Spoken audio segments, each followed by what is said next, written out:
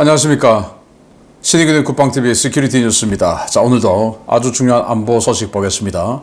우리 대한민국의 안보를 지탱하는 최후의 보루, 음지에서 양지를 지키는 바로 국가정보원, 국정원이 완전히 망했습니다. 이게 어떻게 이런 식으로 가서 대한민국이라는 이 국가가 존립할 수 있는지 의문스러울 정도로 망해버렸는데요. 도대체 어떻게 망했는지, 왜 망했는지 살펴보도록 하겠습니다. 정말 충격적인 내용입니다. 자, 그리고 우크라이나군이 러시아 최대의 전략기지 북방 함대가 있는 무르만스크, 그리고 무르만스크 인근의 최대 전략 폭격기, 핵 폭격기 기지를 공격을 했는데 러시아가 완전히 충격에 빠졌습니다.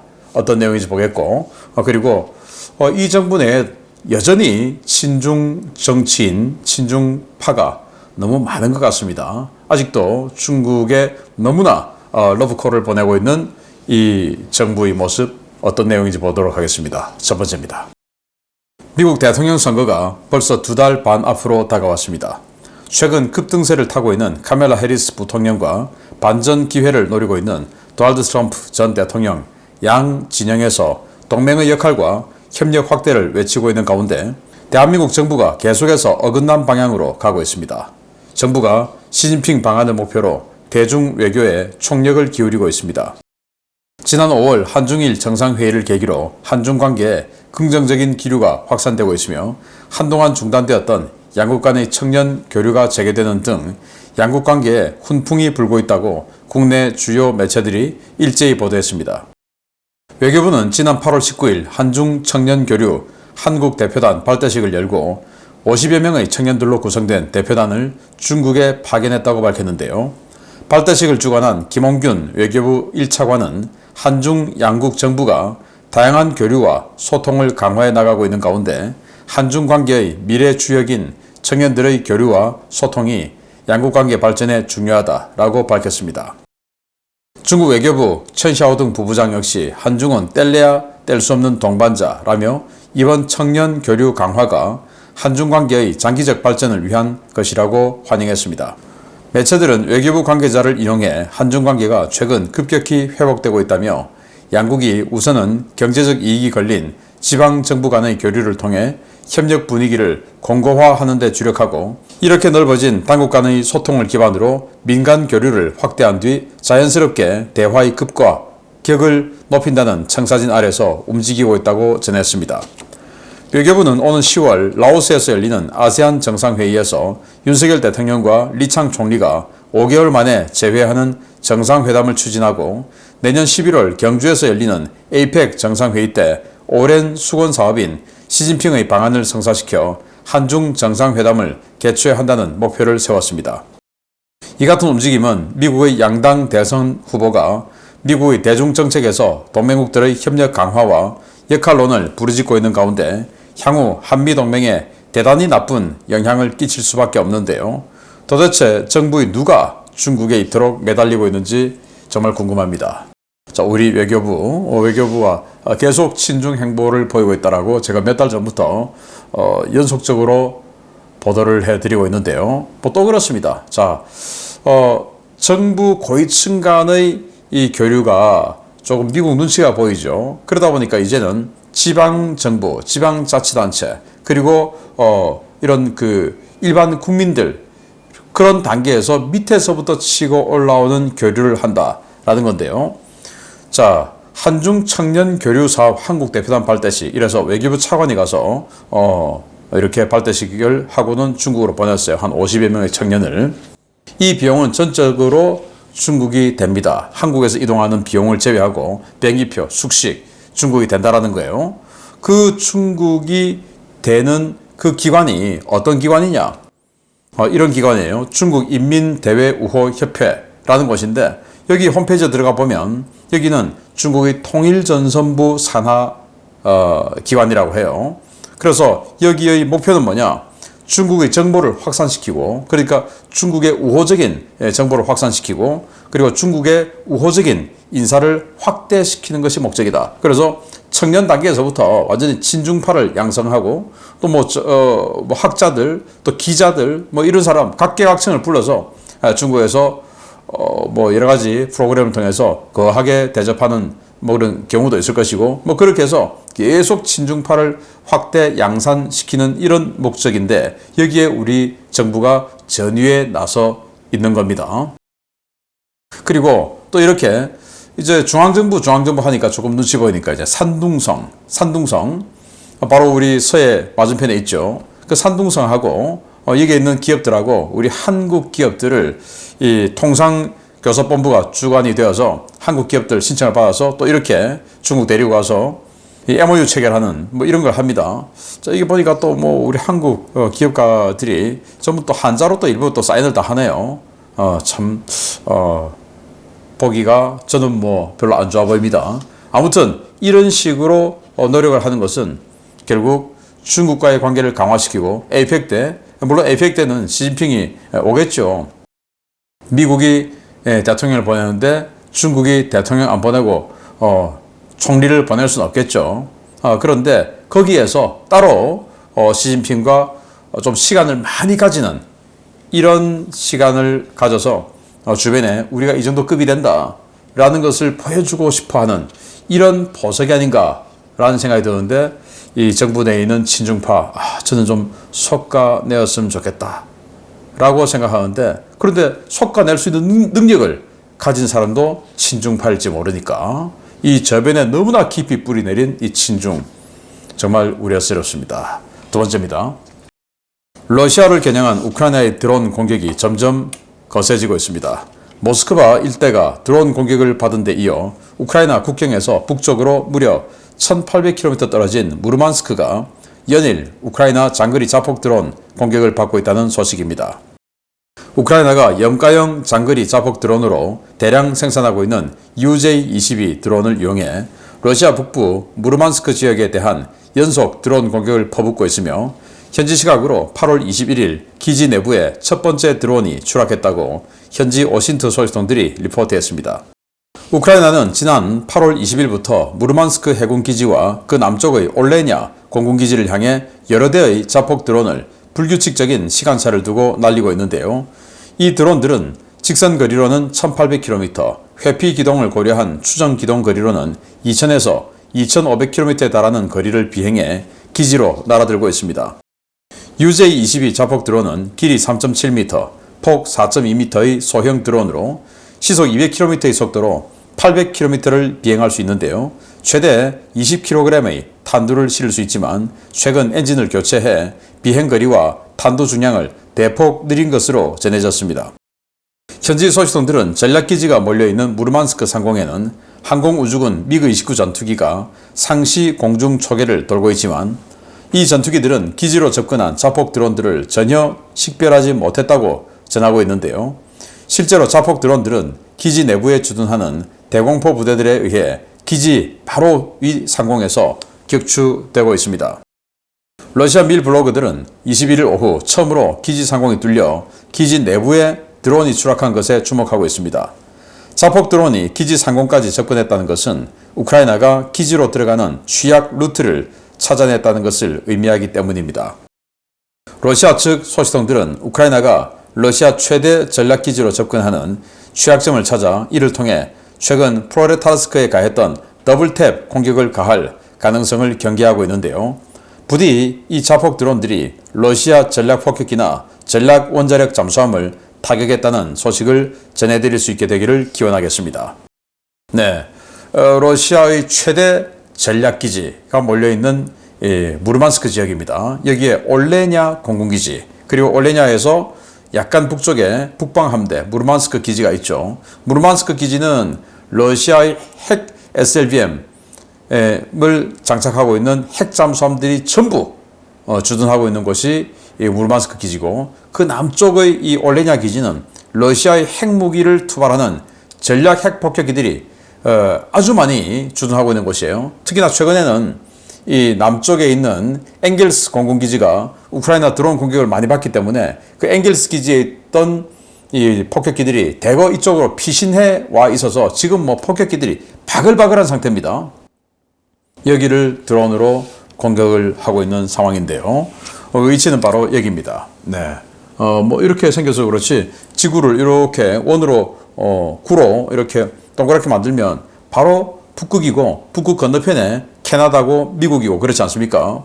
그래서 여기에 SLBM 쏘는 전략핵 잠수함 그리고 전략 폭격기 다 여기다가 갖다 놓은 거예요. 핵무기 쓰는 폭격기, 핵무기 쓰는 잠수함 다 여기 있는 겁니다. 이쪽을 향해서 드론 공격을 했는데 자 여기 전략 폭격기가 지금 얼마나 많습니까? 뭐 여기 정말 많아요. 여기는 이제 투플래프 95 베어 폭격기고 여기는 블랙잭 폭격기고 굉장히 많이 있어요. 네, 이런 식으로 많이 있는 이 기지를 향해서 드론 공격을 가했다라는 건데 자 이게 지금 드론이 날아가는 모습입니다. 드론이 이렇게 날아가는데 레이더가 못 잡았어요.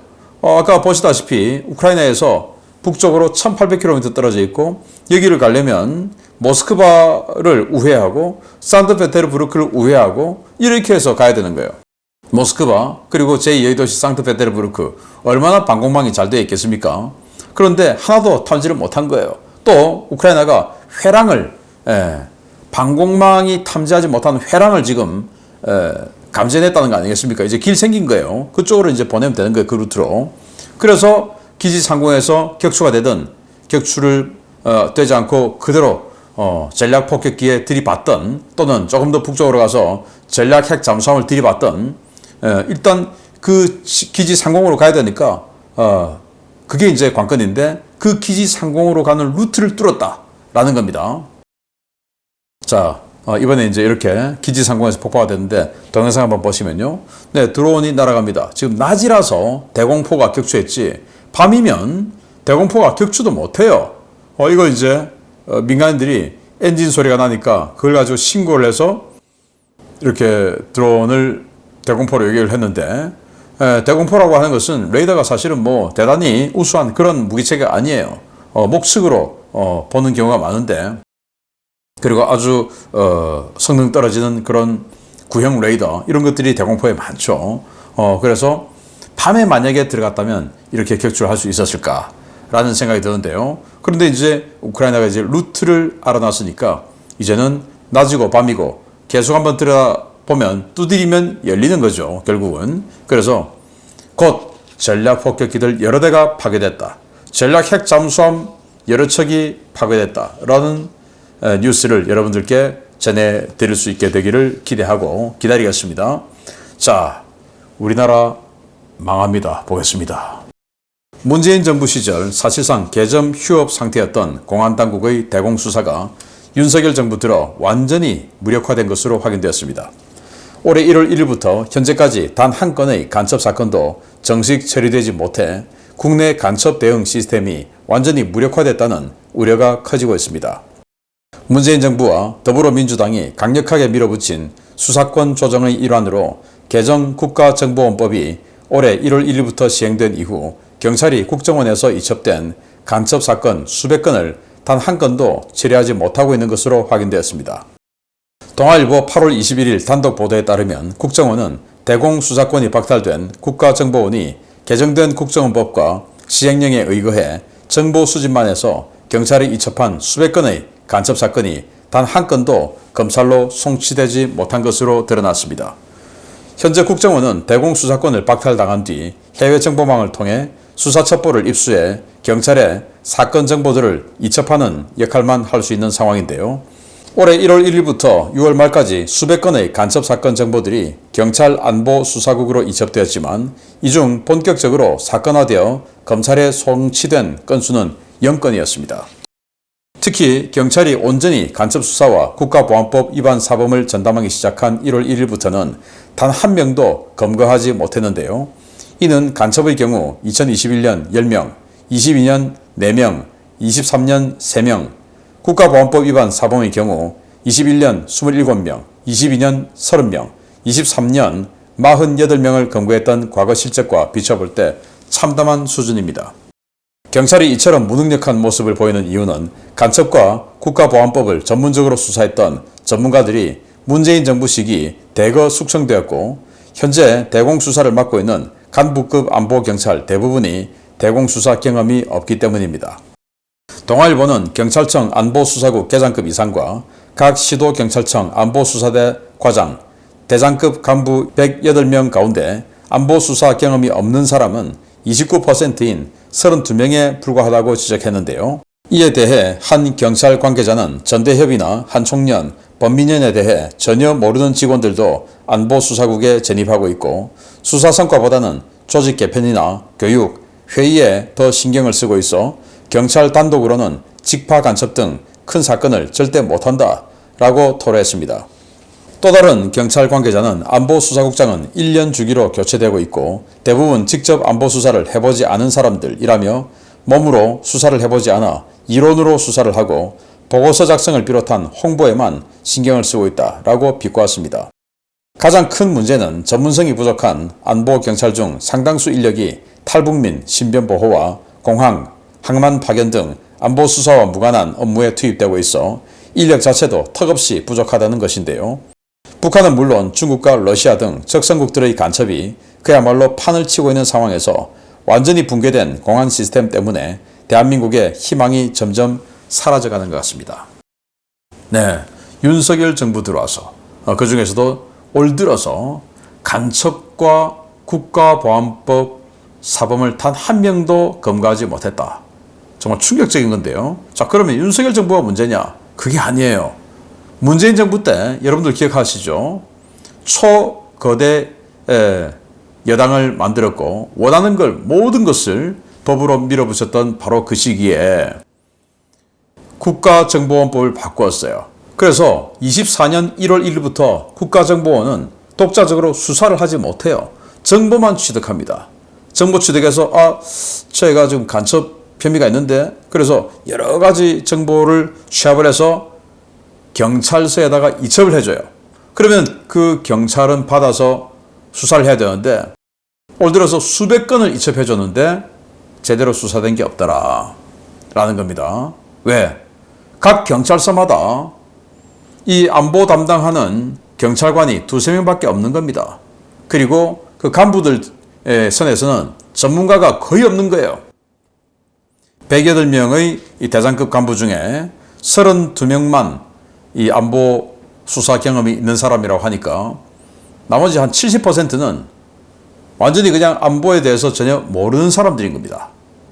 간첩 수사에 대해서 범민연이 뭔지, 한총련은 뭔지, 전대협의 뿌리는 어떻게 되는지, 그들의 역사는 어떤 식으로 흘러나왔는지, 그리고 그 계보는 어떻게 되는지, 그들이 추구하는 것은 뭔지 그 모르는 사람들인 겁니다.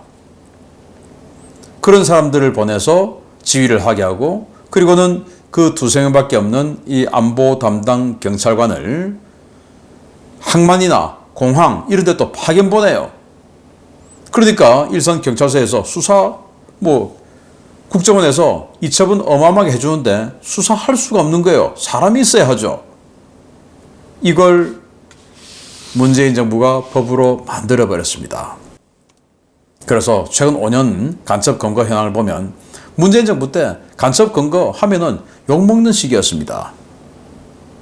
그리고 경찰 이 공안 파트, 안보 파트 여기는 완전히 그냥 초토화 시켜버리고 이 수사비도 거의 안 주던 시기였습니다. 그건 제가 잘 알아요. 제가 경기대학교 정치전문대학원에서 강의를 할 때 제 학생들이 좀 있었어요. 경기대학교가 서울경찰청 바로 옆에 있다 보니까 학생들이 좀 있었어요.